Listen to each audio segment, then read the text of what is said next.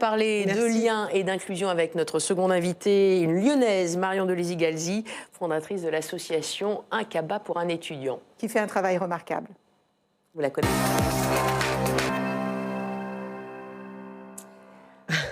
Un travail remarquable. En effet, c'est un peu le Tinder de la solidarité étudiante, de proximité. Une idée qui est venue d'ailleurs à la suite du confinement, à la vue de la précarité étudiante et après l'initiative du 1 € pour les repas étudiants. Regardez, souvenez-vous. Un repas complet à 1 € chaque midi. Pour Mohamed, 19 ans, et Elias, 17 ans, ce coup de pouce financier est nécessaire. Vivre avec 450 € par mois, en ces temps de hausse des prix, reste le parcours du combattant. Si on n'avait pas accès à ces repas à 1 €, on devrait payer 3,30 € chaque repas. Et ce serait clairement pas possible de manger tout le mois ici. Les repas à 1 €, bien sûr, je les trouve indispensables parce qu'en fait, ils nous permettent d'avoir des repas équilibrés pour peu cher. Et en tant qu'étudiant, c'est essentiel, je trouve. 3 à 4 fois par an, le recteur se déplace au Crous de Bordeaux pour un temps d'échange avec ses étudiants en situation de précarité, un moyen de prendre la température autour de l'intérêt des dispositifs mis en place. Nous avons compté depuis le 1er septembre 2022 et jusqu'à aujourd'hui presque 500 000 repas à 1 € avec une augmentation dans tous les cas également du nombre d'étudiants en situation de précarité mais non boursiers qui bénéficient du repas à 1 €. Et il y a eu une augmentation importante de 4% des bourses, de 3,5% des APL ou encore un chèque de 100 €. Dans la métropole bordelaise, on compte près de 105 000 étudiants, dont un quart est boursier. Voilà, le Crous à 1 €, cela vous a inspiré. Bonjour Marion Deleuzy-Galzi. Bonjour Claire, merci de votre invitation. Vous êtes donc la fondatrice de l'association Un Cabas pour un étudiant. C'est ce que j'ai dit. Vous avez reçu d'ailleurs tout récemment le premier prix Femina, c'était le mois dernier, pour votre action auprès des étudiants.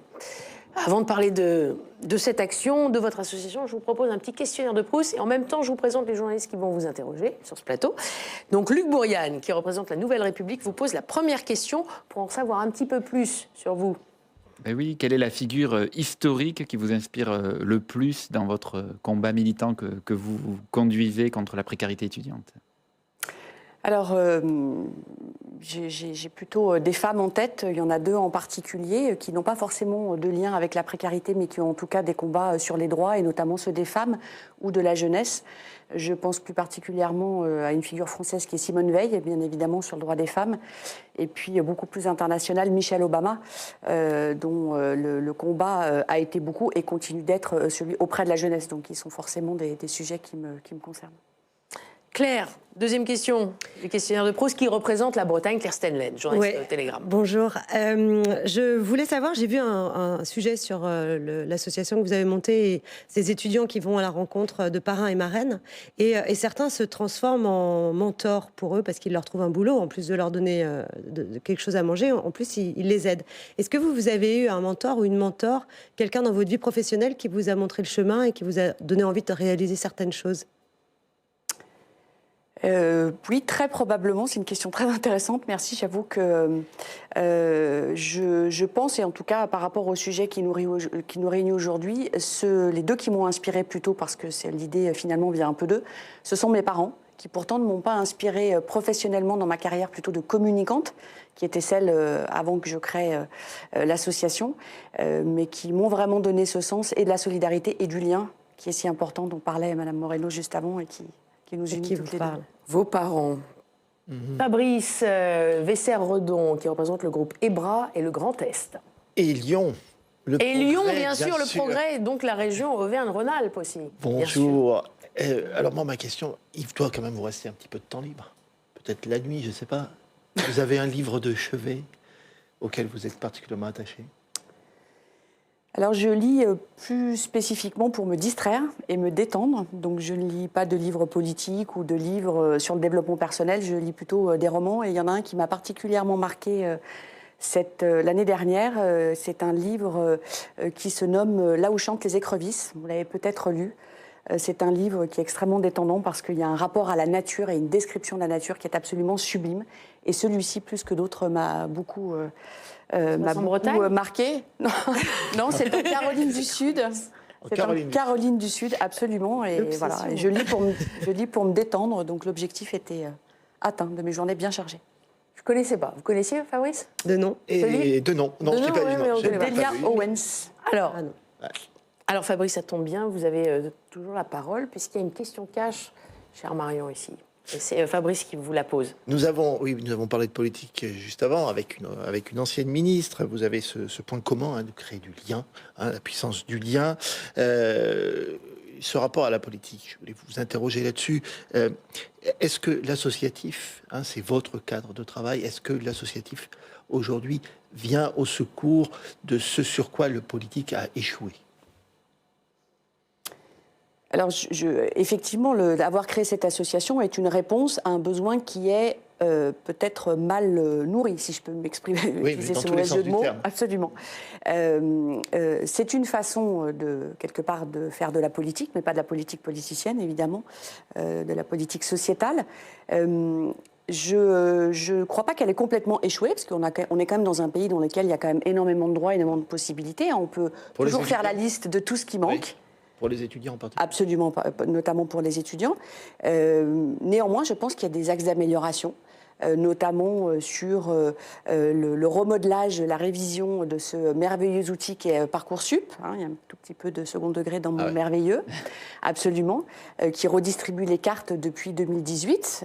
Son ancêtre, c'était APB, et qui oblige finalement un étudiant sur 3, un bachelier sur 3, à changer d'académie pour aller réaliser ses études. Donc, quelque part, voilà, ça participe aussi à la précarité. Justement, aujourd'hui, c'était le dernier jour de la première phase d'attribution. Il y a 84 000 étudiants qui n'ont pas d'affectation. Est-ce que ça aussi, cette incertitude accrue dans le temps, ça participe à la précarité étudiante que vous combattez ?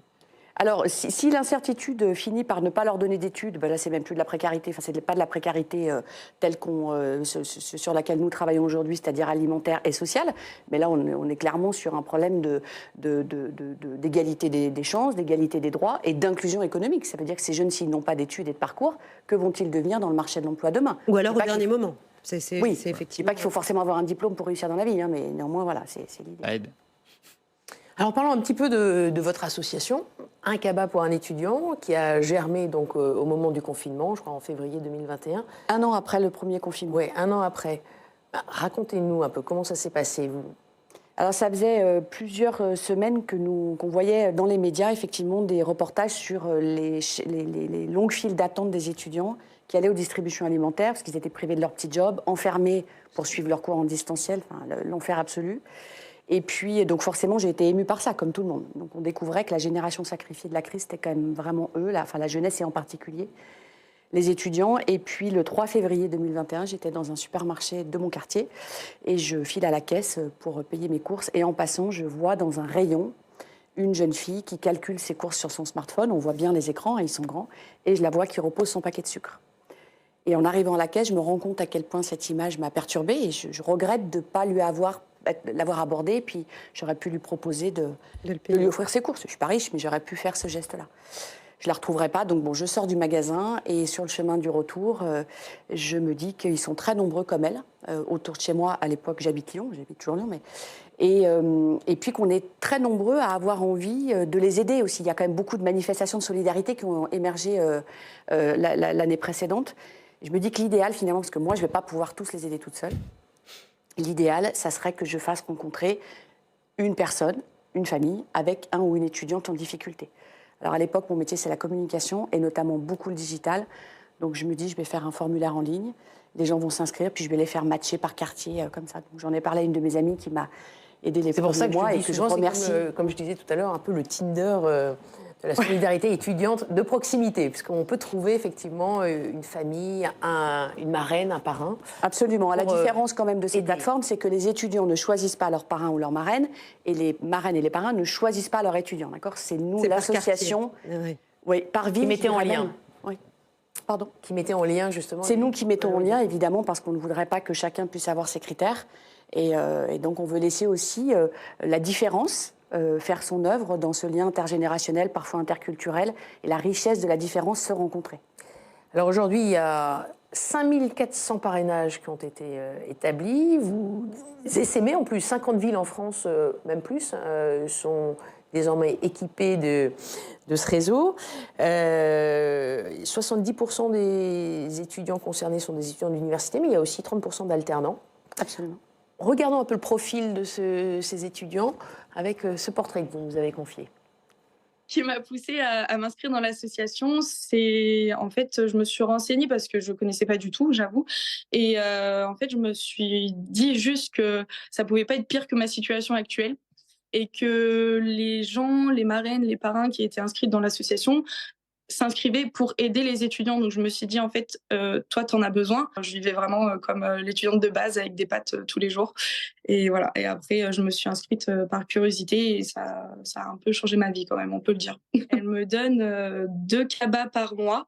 Donc un cabas, c'est un sac de courses rempli. Donc je peux avoir du frais, des conserves, des produits d'hygiène, même hygiène, papier toilette, hygiène féminine, enfin voilà, tout.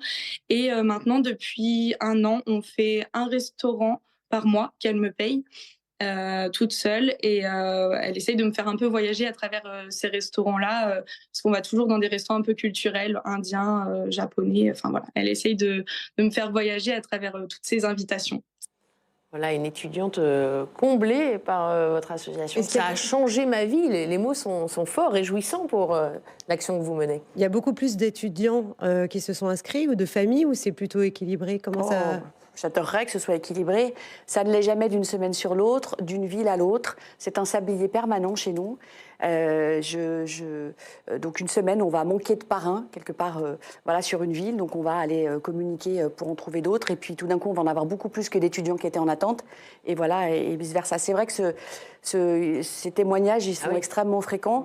Je veux rappeler que le dispositif, il repose sur 2 piliers qui sont essentiels, que sont les courses offertes, c'est-à-dire achetées par les parrains et marraines aux étudiants. D'accord, il n'y a pas d'échange d'argent. L'aide alimentaire. Voilà, donc l'aide alimentaire et le lien social. C'est-à-dire qu'il y a vraiment tous les parrains, alors soit ils invitent chez eux, ou ils vont faire le marché avec leur filleule, ou alors au supermarché. Il y a vraiment du temps passé, du soutien moral, des appels téléphoniques, des SMS, comment se sont passés tes examens. Un lien qui perdure avec le temps alors ça perdure toute la durée du parrainage. Et puis on a des étudiants qui ont déjà terminé leur parrainage, ils ont fini leurs études, et qui continuent à être en lien. Mais bien sûr, c'est ça qui est extraordinaire. Et concernant le panier, quel est à peu près l'ordre... Moyen. L'ordre moyen. C'est une question qu'on nous pose souvent. Ben oui. Nous ne donnons pas d'indication et nous n'obligeons à rien. Effectivement, c'est en fonction des besoins de l'étudiant, mais surtout des possibilités des parrains et des marraines. On a des parrains et des marraines qui préparent à manger aussi, qui donnent des boîtes Tupperware, vous savez, comme une maman ou une tata. On a remarqué, d'après les enquêtes qu'on fait un peu auprès des bénéficiaires et des familles, on est probablement sur une moyenne de à peu près 2 paniers par mois et probablement autour de peut-être 40 € par panier. Mais encore une fois, on a des marraines et des parrains qui sont peut-être plutôt à 25, d'autres qui vont être à 80. Tout va dépendre des possibilités et des besoins de l'étudiant. Il y a des régions plus généreuses que d'autres? Alors ça, on n'a pas du tout la capacité de mesurer ça. Vous savez, on fait très attention avec les informations qu'on collecte. Aujourd'hui, effectivement, la région qui a le plus déployé de parrainage, c'est effectivement la région d'origine de l'association. Comme vous le disiez, on a des parrainages présents sur 54 villes étudiantes en France et nous allons ouvrir des antennes pour pouvoir aider encore plus d'étudiants parce qu'on a besoin d'être sur les territoires. C'est pas à vous que... Je vais le dire, c'est bien ce dont il s'agit ici aujourd'hui. Vous êtes bien chez vous? Absolument. Il faut être en local. Aujourd'hui, si je veux parrainer un étudiant, comment je m'y prends? Alors Fabrice, si vous voulez parrainer un étudiant, on espère bien que vous le ferez un jour. Vous m'avez convaincu. Déjà, il y pense. Je tiens à préciser qu'il faut mieux habiter dans ou vraiment très près des agglomérations. Pourquoi? Si vous habitez à 50 km de Limoges, vous avez beau avoir toute la bonne volonté du monde, ça ne marchera pas. Parce qu'il va falloir se rencontrer. Bien sûr. Voilà. Donc plutôt dans ou vraiment à proximité des villes où il y a des étudiants. Nous aidons, j'ai oublié de vous le dire, mais des étudiants qui vivent loin de chez eux ou en fracture familiale. Hein. Ils vivent seuls ou en colocation dans des studios ou des chambres, des résidences étudiantes. Il suffit d'aller sur le site uncaba-pour-un-étudiant.fr, de remplir le formulaire. C'est aussi simple que ça. Donc c'est une préinscription. Vous allez recevoir un mail qui vous donnera un lien pour participer à une visio des parrains. C'est une visioconférence d'1 heure avec un membre de notre équipe qui va expliquer comment va fonctionner le parrainage pour bien vous préparer à cette aventure humaine eh bien, vous expliquez quel sera votre rôle et votre posture. Et c'est parti pour combien de temps quand vous signez le formulaire? Alors, il y a une date L'idée, c'est de couvrir l'année universitaire. L'année universitaire. Après, on peut avoir, pour des raisons personnelles et qui appartiennent aux marraines et des parrains, l'obligation de s'arrêter en cours. Mais on peut s'inscrire du 1er septembre, à n'importe quel moment de l'année, et démarrer un parrainage même au mois d'avril, bien sûr. Donc là, qu'il y a 50% des étudiants qui déclarent ne pas manger à leur faim, quand même. C'est une statistique qui est énorme. Oui. Quand j'ai eu cette idée et créé l'association, le chiffre, c'était 1 sur 3. On est passé avec l'inflation à 1 sur 2. C'est incroyable. C'est terrible. C'est terrible. Il y en a beaucoup, beaucoup qui travaillent. Un étudiant sur 2 travaille pour pouvoir subvenir à ses besoins. 40% d'entre eux disent que ça a un vrai impact sur leur scolarité. Mais bien sûr. Et là, à nouveau, on est à nouveau dans un sujet d'égalité des chances. Justement, maintenant que vous êtes investi dans cette question-là, quel regard avez-vous porté sur le sujet du repas universel à 1 euro? Pour une voix près à l'Assemblée nationale, il n'a pas été adopté, peu importe le sujet politique, mais est-ce que pour vous, c'est une solution d'avenir vers laquelle il faudrait aller, ou au contraire, il faut concentrer les efforts sur les étudiants qui en ont le plus besoin?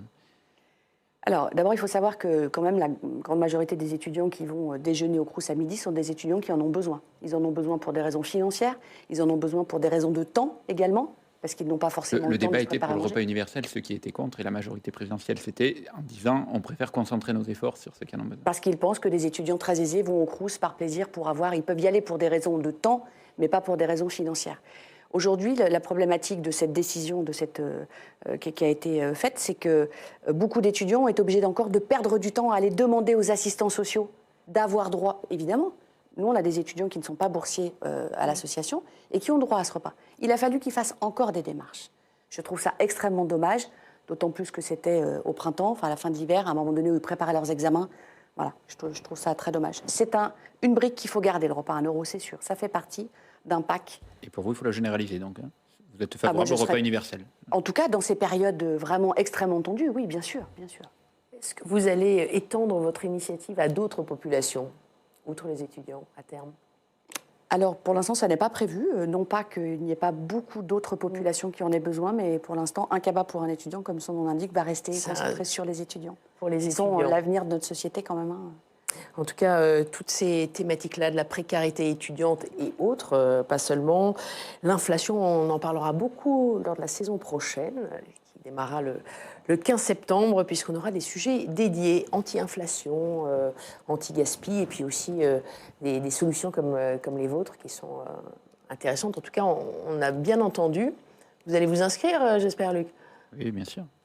Hein? Ouais, je vais habiter tous les étudiants, c'est possible. Mais, non, mais c'est vrai. Justement, parce que tout à l'heure, vous n'avez pas donné trop de hit parade, mais ce serait intéressant de pouvoir décliner ça, nous, dans tous nos journaux et en parler également. Absolument. On a plutôt des parrains quand même et des marraines qui sont... alors, soit jeunes, notre marraine la plus jeune a 27 ans, la plus âgée a 84 ans, pêche de dingue. On a quand même notre cœur des marraines et des parrains a entre 50 et 70 ans, c'est-à-dire plutôt pas des parents avec des jeunes enfants. Hein. J'ai eu des jeunes enfants. C'est quand même pas une période pendant laquelle on peut dédier du temps à d'autres choses qu'à son propre foyer. Mais on ne leur interdit pas, hein, mais il faut avoir conscience que voilà, c'est quand même un investissement un peu financier, mais aussi beaucoup en temps et humain. Mais ça renforce les liens générationnels, effectivement, avec des grands-parents, des plus... C'est très modélisant. C'est très modélisant. Ouais. Hier, j'ai rencontré des étudiants qui sont à l'association en région parisienne. Et vous parliez tout à l'heure de l'emploi, et on en a une qui disait, grâce à ma marraine, j'ai trouvé un stage, j'ai trouvé une alternance. C'est aussi ça qui est intéressant dans le parrainage. Le lien qui a traversé toute cette émission. Pour finir, je vais faire comme pour Elisabeth Moreno, je vous propose 3-1 de mes confrères. À vous de choisir celle qui vous inspire davantage. Le Télégramme, récemment, a titré sur l'immobilier breton avec des prix en baisse, en vue. La Nouvelle République titrait sur le bac qui fait 89% des heureux en Touraine. Et le bien public, c'est le groupe EBRA, qui s'interroge les hôpitaux en surchauffe cet été. Est-ce qu'une petite réaction sur une de ces 3-1? Oui, alors assez naturellement, celle sur le bac, bien évidemment. D'après les calculs que j'ai faits par rapport aux résultats, ça représente 600 000 bacheliers, à peu près, un peu plus, parce qu'on n'avait pas encore les résultats du rattrapage. On ne les a pas encore. Et 500 000 d'entre eux, plus de 500 000 d'entre eux, vont entrer en études supérieures. Sachant que 1 sur 3 va devoir quitter son académie. Ça nous donne un chiffre de 166 000 étudiants qui vont se retrouver loin de chez eux pour faire, en plus de ceux qui sont déjà donc potentiellement en difficulté. Voilà, moi je pense à eux et on se prépare fortement pour la rentrée là.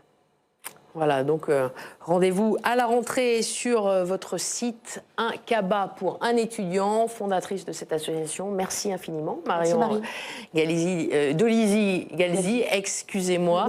Je vous souhaite de bonnes vacances, à vous trois, à vous derrière vos écrans. On se retrouve à la rentrée donc le 15 septembre, je le disais. D'ici là, bon week-end, bonnes vacances et tout ce qui va avec. Au revoir. Bonnes vacances. Au revoir.